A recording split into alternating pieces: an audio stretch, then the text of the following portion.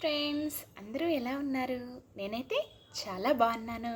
మీరు కూడా బాగుండాలని మనస్ఫూర్తిగా కోరుకుంటున్నాను. సర్వే జన సుఖినో భవంతు. పెద్దలందరికీ నా నమస్కారాలు, చిన్నలందరికీ హాయ్. మరి స్టోరీ టైం కదా, నేనైతే ఇంకొక స్టోరీతో మీ ముందుకు వచ్చేసాను. మీతో పాటు నేను కూడా ఇంకొక కథని తెలుసుకోవటానికి సిద్ధంగా ఉన్నాను. మరి ఆలస్యం చేయకుండా కథలోకి వెళ్ళిపోదామా?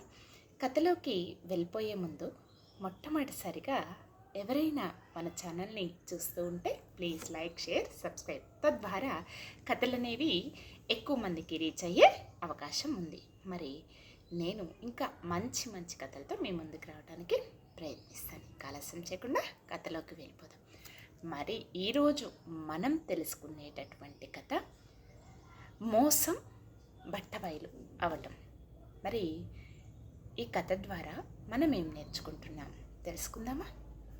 రామయ్య, సోమయ్య అనే ఇద్దరు వ్యక్తులు ఉన్నారన్నమాట. వారిద్దరూ ఒక రోడ్డు కోటకి దగ్గరలో, రాజుగారి కోటకి దగ్గరలో గొడవ పెట్టుకుంటూ ఉన్నారు ఇద్దరు. ఓకే, గొడవ పడుతూ ఉంటే అది చూసిన ఆ రాజభటులు వాళ్ళిద్దరినీ ఏం చేశారు, రాజుగారి ముందు ప్రవేశపెట్టి అక్కడ కూడా రాజుగారి ముందు కూడా వాళ్ళిద్దరూ పోట్లాడుతూనే ఉన్నారు. మరి ఎందుకు పోట్లాడుతున్నారు ఏంటో తెలుసుకుందామా? అప్పుడు అలా వాళ్ళు రాజుగారి ముందు కూడా పోట్లాడుతూ ఉంటే రాజుగారికి కోపం వచ్చి గట్టిగా గర్జించారనమాట. గర్జించి ఏమైంది అని అడుగుతారు. అడిగినప్పుడు సోమయ్య అంటాడు, నేను గుర్రం మీద వస్తుంటే రామయ్య నడుచుకుంటూ వెళ్తుంటే అతడు కూడా రాజధానికి వస్తున్నాడని తెలుసుకొని నేను అతనిని గుర్రం మీద ఎక్కించుకొని వచ్చాను. వస్తే తీరా ఇక్కడికి వచ్చేసరికి ఈ గుర్రము నాది అని రామయ్య నాతో అంటున్నాడు అని సోమయ్య అంటాడనమాట. తన వాదనని వాపోయాడు రాజుగారి ముందు. మరి ఇక అది విన్న రామయ్య ఏమంటాడు, లేదండి, నేనేమి ఎవరిని మోసం చేయలేదు, ఈ గుర్రం నాదేనండి అని రామయ్య అంటాడు.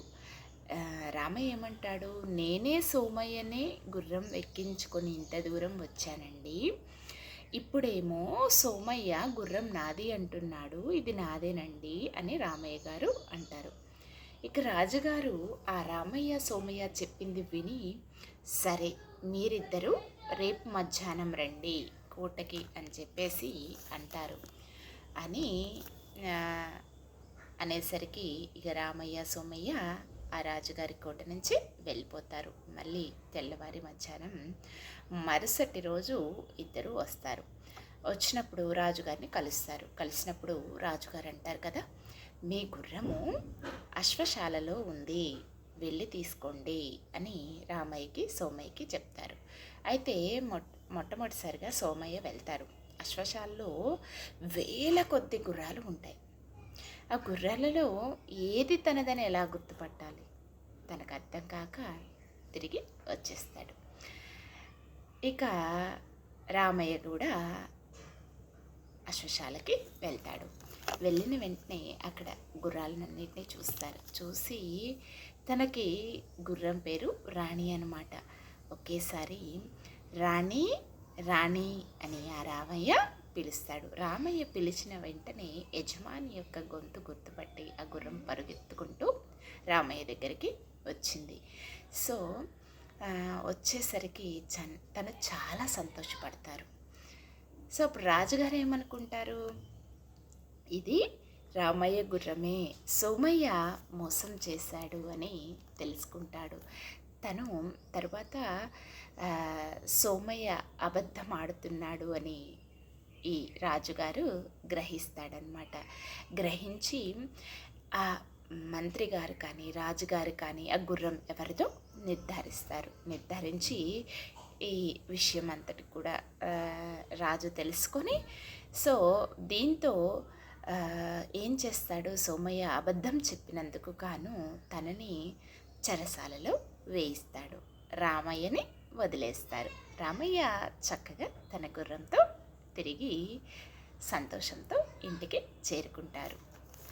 సో చూసారా, మనది కాని వస్తువు ఏదైనా కానీ మనం తీసుకోవద్దు. ఓకే, సో నిజాయితీగా ఉండటం అనేది చాలా ముఖ్యం, అవునా కదా?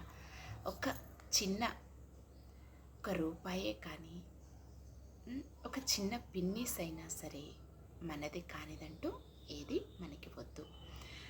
ఆ ఫలితం అనేది, ఆ కర్మఫలం అనేది తప్పకుండా ఎవరిమైనా అనుభవించాల్సిందే. సో కొత్త కర్మలు, సత్కర్మలు చేయాలా, దుష్కర్మల్ని వదిలివేయాలా. దుష్కర్మలు ఎప్పుడూ కూడా చేయడానికి ప్రయత్నించవద్దు. నిజాయితీనే మనల్ని ఎప్పటికైనా కాపాడుతుంది. ఓకేనా? మరి మీ విలువైనటువంటి సమయాన్ని కేటాయించి ఇంత అద్భుతమైనటువంటి కథను విన్నందుకు అందరికీ కూడా నా యొక్క హృదయపూర్వక ధన్యవాదాలు, కృతజ్ఞతలు తెలియజేస్తున్నాను. మరి పెద్దలైతే కనుక చక్కగా చిన్నపిల్లలతో ఎలా ఉండాలి నిజాయితీగా అనేది చెప్పండి. పిల్లలు అయితే కనుక మీ తోటి స్నేహితులతో ఈ అద్భుతమైనటువంటి కథని షేర్ చేసుకోండి. తద్వారా మీకు కూడా ఎంతో ఉన్నతమైన గుణాలతో మనం మన జీవితాన్ని, మన యొక్క జీవన విధానాన్ని చక్కగా అలవాటు చేసుకోవచ్చు. మంచి అలవాట్లు అనేది మనకి ఎంతో ముఖ్యమైనది. మరి మరొక కథతో నేను మీ ముందుకు వచ్చేస్తాను.